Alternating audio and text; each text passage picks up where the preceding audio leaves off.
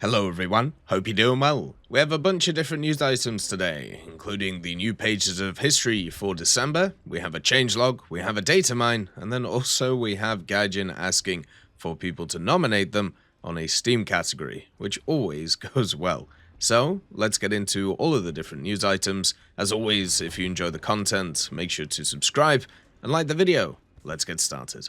So let's start off with the changelog. Update 2.51.0.49 came out today, and they fixed a few things. Once again, it looks like top-tier radars are still having their issues. For aircraft, the TWS Plus track stability has been improved.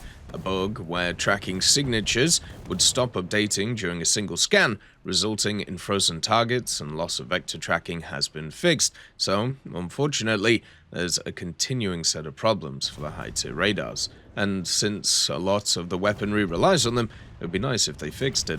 The F-16D Barak 2, there was a bug where it wasn't possible to lock onto targets on the ground when using the GBU-15V2B guided bomb, so it was just worthless. I wonder if the laser-guided bombs are actually working now. It seems like with laser-guided bombs, it's very much a hit and miss. Sometimes they track, sometimes they don't. When I was playing the F-117 a while back, trying to get it to work, it was incredibly annoying because the bombs just would not follow where I was looking. For the T-129, there was a bug where the flares and chaff text was displayed as a text code in the modification mission. That has been fixed now.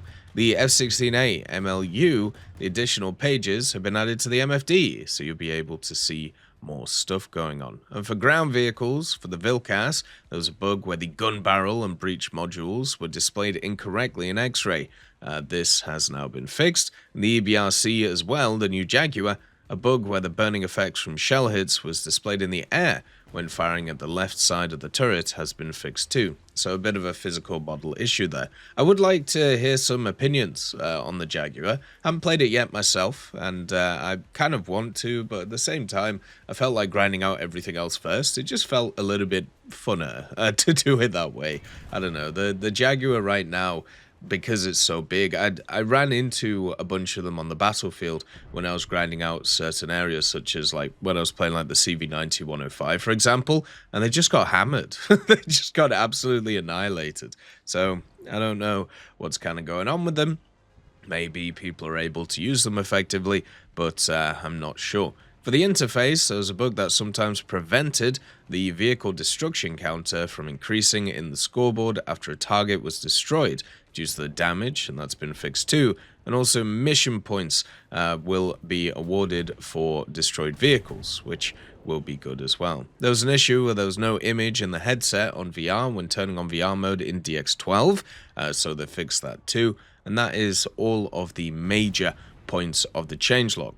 In the data mine, they did also add something new where it affected airfields. So dozens of airfields, the area without trees has been increased, so therefore it should be a little bit easier to land. There were certain airfields where the trees were right on top of them, it felt like sometimes, and therefore quite hard, but now should be a lot easier, and I think that's very good. So those are the changelogs and the data mines. Let's get into the other news. The next piece of news, there is a new pages of history coming for December. You may remember that Gaijin actually took a month off of the pages of history. Well, it's back, and it's back in force. We have Francis Currey, who served in the US Army during the Battle of the Bulge. The German offensive was forcing the Americans defending near the town of Malmedy to retreat, as they were under continuous heavy fire. Currey, using a bazooka while being suppressed by German forces, managed to neutralize 4 enemy tanks, forcing their crews to abandon their vehicles. The destruction of these vehicles halted the advance, saving his fellow soldiers, and Currey was later awarded the Medal of Honor for his heroism. So that is going to be the profile picture for the pages of history. It's nice to see it back, if I'm honest. Because obviously missing it this month, it did mean that I could focus on general grinding of stuff, but it didn't feel like the grind was as satisfying as it was previously. So, it looks like we have a bunch of different events to do. The first one is the Bernhardt line. This is 1943. in Italy. So the Allies beginning the attack on the Wehrmacht forces, I'm guessing after the armistice, basically going towards the Gustav Line. Then we have the Battle of Co. This is the winter of 43 and 44, and it's the Papua New Guinea part offensive, so that should be interesting, with some Japan versus Australia and America, and also Papua itself.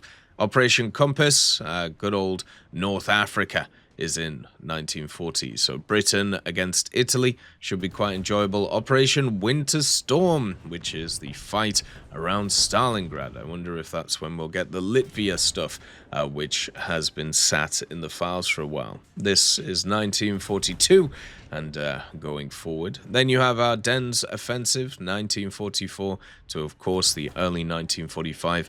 Germany doing their counter-offensive to try and break through the lines on the Western Front. Didn't exactly go great, but America did suffer a lot of casualties. And then we have the Kursk-Oboyan Operation. This is Eastern Front, 1941 to 1942 in December. So once again, just standard Eastern Front shenanigans. And then we have the Battle of Changsha.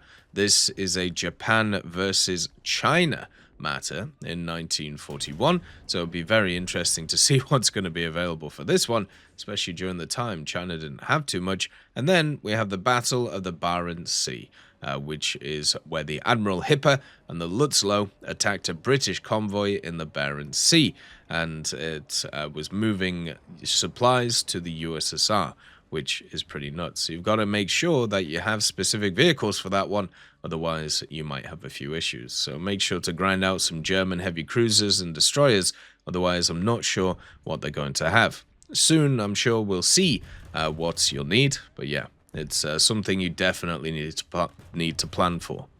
The last piece of news is the Steam Awards, and the Steam Awards every year are something which I think is pretty interesting. A lot of people just kind of memeing them, which sucks, but it's something, at least for me, that I think is kind of cool. And every year, War Thunder asks its player base to nominate them for the Labor of Love Award, which I completely understand. I mean, when you think about how many games have actually gone through over the years, and either, you know, the devs have dropped support of, or they don't update as much. War Thunder has been consistently updated for over a decade, with more content that I think any game has in terms of it. Just the amount of stuff that is available to do, the amount of things that they change, the amount of stuff they move around, it is just nuts. And the simple fact is, it is kind of sad that they just never win any awards, whether it's because the company is from a region in the world that isn't America or seen as Europe, or if it's just the fact that the player base is always so 50-50 on the game, a very love-hate relationship for a lot of people for the game. And that just kind of sucks, and I wish at some point it would get recognized. Because when I look at, you know, ongoing game awards, which is what War Thunder is, they're never ever nominated, even though they are one of the most popular games every single year in the Steam category and also just overall. And at the same time, they are a game which just keeps continuing and keeps adding stuff. But once again, it's a military game with a player base which is very fiery. So it's just never going to happen. It just sucks. I wish one year they actually got, you know, seen. And it's kind of funny because the enlisted guys have actually also asked if, you know, people can nominate them for Labor of Love. And if you have a look at how much Enlisted has done over that period of time compared to War Thunder, it's an incredibly small amount. And I just wish that the War Thunder guys got recognized. I wish there was a way that they could basically just be shown their worth. And yes, you can do it monetarily, which I'm sure many people do over and over again, but I just wish they could win an award. So I would recommend, you know, putting in Labor of Love for War Thunder. I know most people won't because, as I said, there's just this love-hate relationship around the game a lot of people have, where they play it every day, but then they talk about how bad it is. But one day, they really should win it. I don't know when, because this product is ongoing. They could technically do this for however long they wanted. But It's one of those which does take a lot of passion to put something into something for over a decade, and that has to be taken into account. So check out your Steam. Make sure to do your Game Awards stuff. You can actually get some stuff from Steam for doing it, some committee badges and things like that, so it's good to sort out. But yeah, just check it out and have a think about where does War Thunder sit. As always, I hope you have a wonderful day, and I'll see you next time. I'd just like to thank GMG Smiley, CD Beans, Chieftain Mike, EMN3 Galaxy, Tulio Pontecorvo, Brendan Quinn, Carrion Crow, Gus Irenicus, Pyman, Wartinder, Teddy, Daniel Stanton, Martinez, B. Young, Ozzy Panzer, Alan Hacker, Liam Shear, Opium Prime, Lafouche, Sem Aslan, Uncle Bean, and Derek R. for supporting the channel.